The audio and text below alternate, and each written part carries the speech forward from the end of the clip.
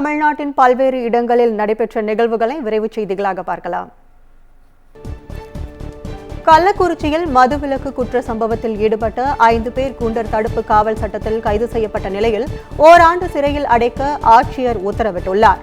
தமிழக அரசால் தடை செய்யப்பட்ட கள்ளச்சாராயம் விற்பனை செய்யும் குற்றத்தில் தொடர்ந்து ஈடுபட்ட கள்ளக்குறிச்சியை சேர்ந்த 5 பேரை போலீசார் கைது செய்தனர்.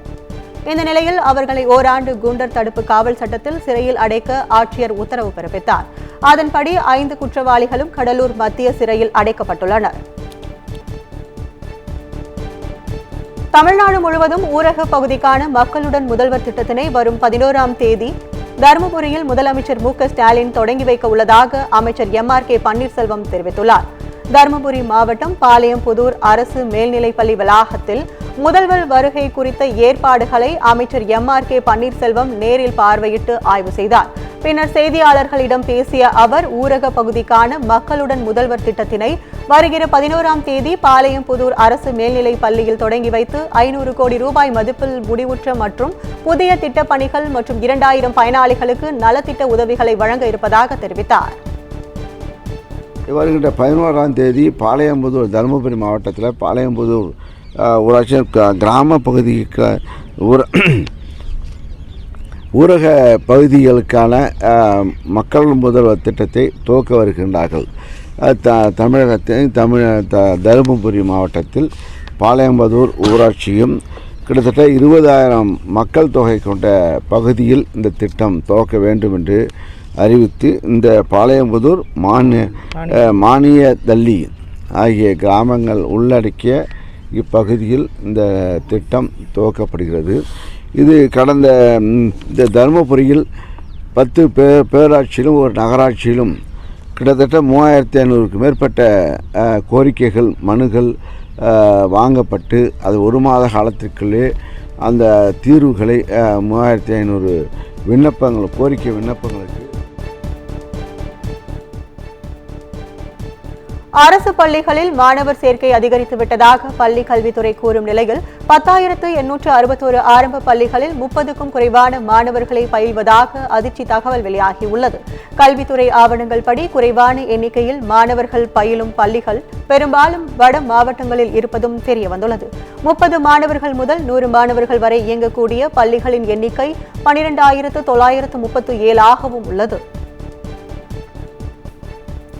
சென்னை பரங்கிமலை மெட்ரோ ரயில் நிலையத்திற்கு இமெயில் மூலம் வெடிகுண்டு மிரட்டல் விடுத்தவரால் பரபரப்பு ஏற்பட்டுள்ளது. சென்னையில் விமான நிலையம், விம்கோ நகர், சென்ட்ரல், பரங்கிமலை ஆகிய 2 வழித்தடங்களில் மெட்ரோ ரயில்கள் இயக்கப்படுகின்றன. இதில் நாள் ஒன்றுக்கு பல்லாயிரக்கணக்கான மக்கள் பயணித்து வருகின்றனர். கடந்த மாதத்தில் மட்டும் 84.33 லட்சம் பேர் பயணித்துள்ளனர்.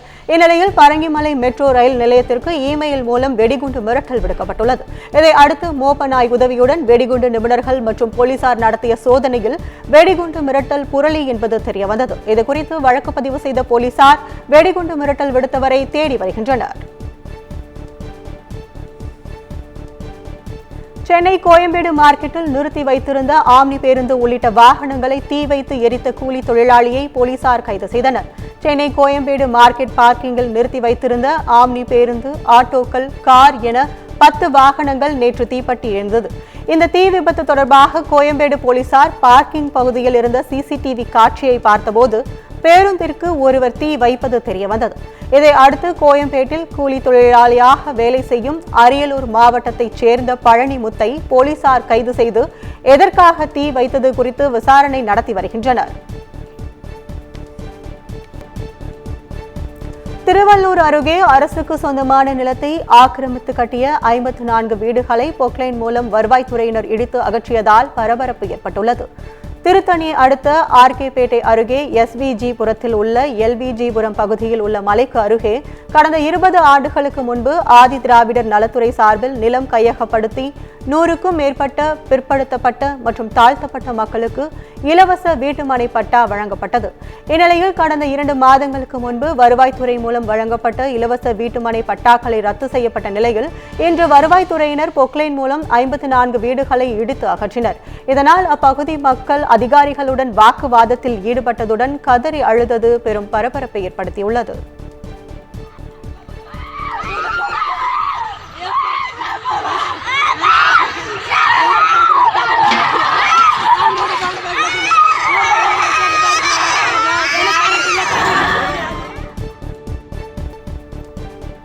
கோவை மாவட்டம் ஆனைமலை அடுத்த நவமலை சாலை ஓரங்களில் குட்டிகளுடன் காட்டு யானை கூட்டம் உலா வருவதால் பொதுமக்கள் பாதுகாப்பாக செல்லுமாறு வனத்துறையினர் அறிவுறுத்தியுள்ளனர்.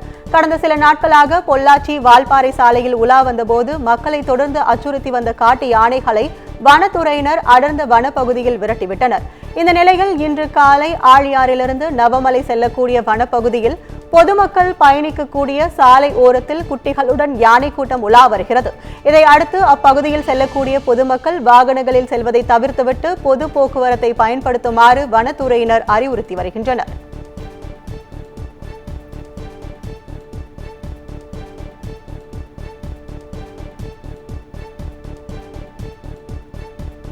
சென்னையை அடுத்த பல்லாவரம் அருகே மருந்து விற்பனை செய்யும் இளைஞரிடம் போலீஸ் என கூறி பணம் பறித்த 9 பேர் கொண்ட கும்பல் போலீசார் கைது செய்தனர். திருமுடிவாக்கத்தை சேர்ந்த அசாருதீன் என்பவர் மருந்து வாங்கி விற்கும் தொழில் செய்து வருகிறார். இந்த நிலையில் கடந்த 22ஆம் தேதி அடையாறு ஆற்றுப்பாலம் முன்பு அசாருதீன் இருசக்கர வாகனத்தில் வந்து கொண்டிருந்த போது காரில் வந்த நபர்கள் போலீஸ் என்று கூறி சட்டவிரோதமாக மருந்து விற்பதாக கூறி 50 லட்சம் கேட்டுள்ளனர். இதனால் பயந்து போன அசாருதீன் அவர்களிடம் 25 லட்சம் பணம் தருவதாக ஒப்புக்கொண்ட நிலையில் அவரது கிரெடிட் கார்டு, டெபிட் கார்டை மர்ம நபர்கள் எடுத்து சென்றனர். இதை அடுத்து அவரை நள்ளிரவில் இறக்கிவிட்ட பின்பு கிரெடிட் கார்டு, டெபிட் கார்டு மூலம் 7 லட்சத்திற்கும் மேல் எடுத்துள்ளனர். இதுகுறித்து அசாருதீன் அளித்த புகாரின் பேரில் விசாரணை நடத்திய போலீசார் 9 பேரை கைது செய்து புழல் சிறையில் அடைத்தனர்.